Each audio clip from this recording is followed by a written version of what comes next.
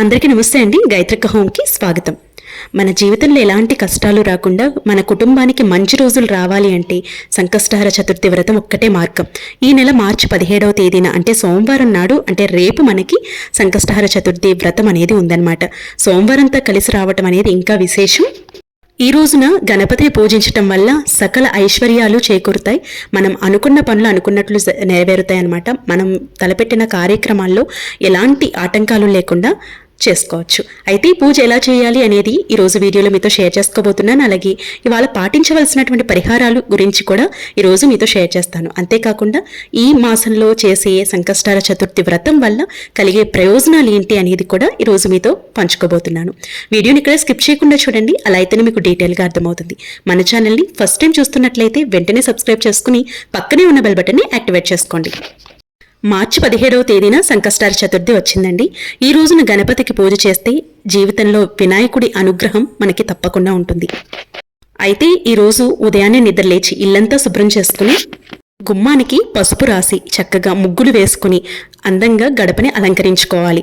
తర్వాత ఎరుపు రంగు పుష్పాలతో గణనాథుని పూజిస్తే చాలా మంచిదండి. ఒకవేళ మీ దగ్గర ఎరుపు రంగు పుష్పాలు లేవు అనుకుంటే మీరు ఏ పుష్పాలతోనైనా పూజ అనేది చేసుకోవచ్చు. చక్కగా గణపతిని అందంగా అలంకరించుకుని, అయితే ఈ గణపతి పూజ అనేది అంటే ఈ సంకష్టహర చతుర్థి వ్రతం అనేది మీరు చేసే నిత్య దీపారాధన చేసుకునే ప్రదేశంలో మీరు పూజ అనేది చేసుకోవచ్చు. లేదు అంటే మీ ఇంటి ఈశాన్యం వైపు ఎక్కడైతే ప్రదేశం ఉంటుందో అక్కడ చక్కగా మండపాన్ని ఏర్పాటు చేసుకుని అక్కడ అందంగా అలంకరించుకుని ఈ వ్రతాన్ని కూడా ఆచరించవచ్చు. ఈ సంకష్టహర చతుర్థి వ్రతంలో అతి ముఖ్యమైనది ముడుపు అనమాట. ఈ ముడుపు ఎలా కట్టాలి చాలాసార్లు మీకు చెప్పున్నాను. అయితే ఒక బ్లౌజ్ పీస్ తీసుకోండి, అది కూడా ఎరుపు రంగు బ్లౌజ్ పీస్ తీసుకుని ఆ వస్త్రానికి చివరిలో పసుపు రాసి మీ మనసులో గణపతిని తలుచుకుంటూ మీకున్నటువంటి కోరికని తలుచుకుంటూ ఈ ముడుపు అనేది కట్టుకోవాల్సి ఉంటుంది. ఇలా తీసుకున్నటువంటి ఎరుపు రంగు క్లాత్లో మీరు 3 గుప్పెళ్ల వరకు బియ్యాన్ని తీసుకుని ఆ ఎరుపు రంగు వస్త్రంలో పోయాలి. 2 ఎండు ఖర్జూరాలు, 2 వక్కలు, అలాగే 11 రూపాయలు దక్షిణంగా వేసి గణపతికి ముడుపు అనేది కట్టుకోవాల్సి ఉంటుంది. ఈ ముడుపును మీ పూజ గదిలో కానీ లేదంటే మీరు పూజ చేసే ప్రదేశంలో కానీ పెట్టాల్సి ఉంటుంది. అంటే గణపతి ముందు పెట్టాల్సి ఉంటుంది అనమాట. అయితే ఈ ముడుపు ఎప్పుడు కట్టాలక్క అనే డౌట్ కూడా ఉంటుందండి. అయితే రేపు మనకి ఉదయం చక్కగా ఈ ముడుపు అనేది కట్టుకుని సాయంత్రం వేళ మీరు పూజ అనేది చేసుకోవచ్చు. లేదు అంటే మీరు సాయంత్రం వేళ ఈ పూజ అనేది చేస్తారు కాబట్టి సాయంత్రం వేళ ముడుపు అనేది కట్టుకుని ముడుపుని పూజలో పెట్టి చక్కగా ధూపదీపాలు చూపించిన తర్వాత మీరు పూజ అనేది కొనసాగించుకోవచ్చు.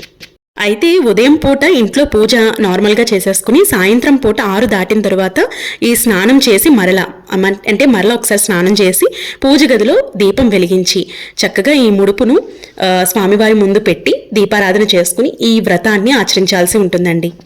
అయితే కుటుంబం అంతా కలిసి ఈ పూజ చేసుకుంటే చాలా మంచిది. ఒకవేళ అలా వెసులుబాటు లేదు అనుకుంటే మీరు మాత్రమే పూజ అనేది చేసుకోవచ్చు. అయితే ఈ ముడుపులో కట్టినటువంటి బియ్యం ఏం చేయాలక్క అనే డౌట్ కూడా చాలా మందికి ఉంటూ ఉంటుంది. అయితే ఈ బియ్యం మర్నాడు అంటే ముడుపుని విప్పి బియ్యాన్ని ప్రసాదంగా చేసుకుని మీరు ఇంటిల్లిపాది కూడా ప్రసాదంగా స్వీకరించవచ్చు అనమాట. ఈ విధంగా ముడుపు అనేది కట్టుకోవాల్సి ఉంటుంది. తర్వాత వినాయకుడికి చక్కగా అలంకరణ చేసుకున్న తర్వాత గణనాథుడికి దీపారాధన చేసి గణపతి యొక్క శ్లోకాలు స్తోత్రాలు అన్నీ కూడా చదువుకోవాలి. ఒకవేళ మీకు అవి రావు అనుకుంటే ఓం గం గణపతియే నమః అనే మంత్రాన్ని 21 సార్లు పఠించి దీపధూపాన్ని చూపించాల్సి ఉంటుంది. ముఖ్యంగా ఈ సంకష్టహర చతుర్థి వ్రతం అనేది పెద్ద పెద్ద కార్యక్రమాలు అంటే పెళ్ళిళ్ళు కానీ ఉద్యోగాలు కానీ లేదంటే వ్యాపారాలు కానీ ఏదైనా పెద్ద పెద్ద కోరికలు ఉన్నాయి అనుకుంటే ఆ కోరికలు నెరవేరటానికి అలాగే మీరు తలపెట్టిన పనుల్లో ఎలాంటి ఆటంకాలు రాకుండా చూడటానికి ఈ వ్రతాన్ని ఆచరిస్తూ ఉంటారండి. ఇది ఎవరైనా చేసుకోవచ్చు. చిన్నవాళ్ళ దగ్గర నుండి పెద్దవాళ్ళ వరకు ఎవరైనా కూడా ఈ వ్రతాన్ని ఆచరించవచ్చు. అలాగే స్వామివారికి యాలకుల మాలను కూడా సమర్పించవచ్చండి. యాలకుల మాల వేయటం వల్ల ఆర్థికపరమైనటువంటి ఇబ్బందులు అనేవి ఉండవన్నమాట. అలాగే మీకు ఆర్థిక సమస్యలు ఉన్నాయి అనుకుంటే సంకష్టహర చతుర్థి పూజని చేసుకోండి, లేదంటే వ్రతాన్ని ఆచరించండి. మనం ఈ వ్రతం అనేది నెలలో ఒక్కసారి చేయాల్సి ఉంటుంది. ఇలా ప్రతి నెల వచ్చే సంకష్టహర చతుర్థి వ్రతాన్ని ప్రతి నెల కూడా ఆచరించే వాళ్ళు ఉన్నారనమాట. లేదు అనుకుంటే మీరు 3 నెలలు కానీ 5 నెలలు కానీ అనుకొని ఈ వ్రతాన్ని ఆచరించవచ్చు.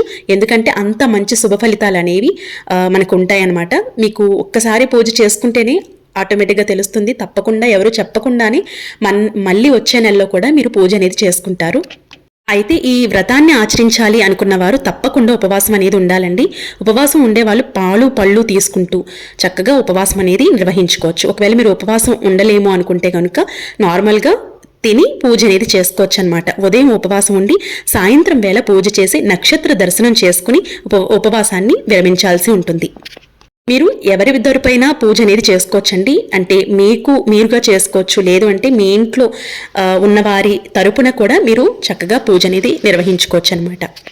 అలాగే ఈరోజు చేసే గణపతి పూజలో గరికను పెట్టి పూజ అనేది చేసుకుంటే చాలా మంచిదండి. అలాగే 21 రకాల పత్రులతో కూడా స్వామివారిని పూజ అనేది చేసుకోవచ్చు. ఒకవేళ మీకు 21 రకాల పత్రులు దొరకలేదు అనుకుంటే గరికనైనా పెట్టి పూజ అనేది నిర్వహించుకోండి. చాలా మంచిది, ఎంతో పవిత్రమైనటువంటి పూజ అనమాట. అలాగే మీ ఇంటి సింహద్వారానికి ముందుగా ఓం అని రాసిన తరువాత స్వస్తిక్ సింబల్ని వేసుకోండి. అది కూడా సవ్యమైన దిశలో మాత్రమే వేయాలి, అపసవ్య దిశలో వేయకూడదు. అలాగే మీకు ఏమైనా ఆరోగ్యపరమైనటువంటి ఇబ్బందులు ఉన్నా కూడా ఈ సంకష్టహర చతుర్థి రోజున ఓం గం గణపతి అయి నమః అనే మంత్రాన్ని 21 సార్లు పఠిస్తూ చక్కగా పూజ అనేది నిర్వహించుకోండి. మీకున్నటువంటి ఆరోగ్య సమస్యలన్నీ కూడా తీరతాయండి, మంచి ఆరోగ్యవంతులుగా అవుతారు. అంతేకాకుండా ఇంట్లో మనశ్శాంతి కూడా ఉంటుంది.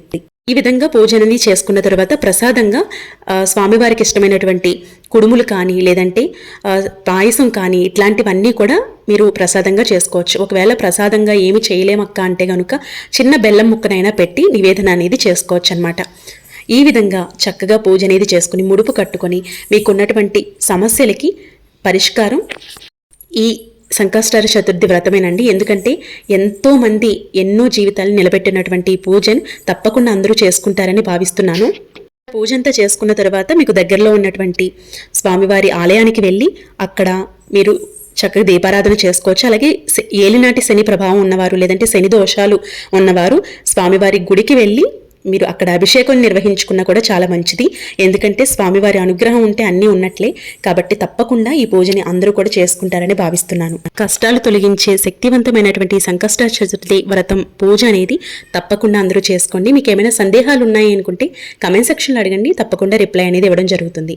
ఆ పూజ అంతా పూర్తి చేసుకున్న తర్వాత హారతిని ఇచ్చి మరొక్కసారి స్వామివారికి నమస్కరించుకుని మీ మనసులో ఉన్నటువంటి కోరికని తప్పకుండా మరొకసారి చెప్పుకోండి. చాలా మంచిది. ఐ హోప్ ఈ వీడియో మీకు నచ్చిందని అనుకుంటున్నాను. నచ్చినట్లయితే లైక్ చేయండి, మీ ఫ్రెండ్స్ అండ్ ఫ్యామిలీ మెంబర్స్కి తప్పకుండా షేర్ చేయండి.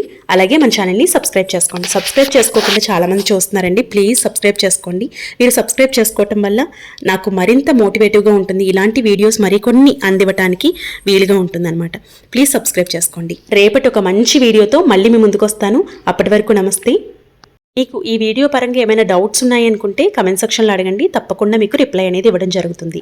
ఆ స్వామివారి దయ మనందరి మీద ఉండాలని మనస్ఫూర్తిగా కోరుకుంటూ రేపటి వీడియోలో మళ్ళీ మీ ముందుకు వస్తాను. అప్పటి వరకు నమస్తే, మీ గాయత్రక్క.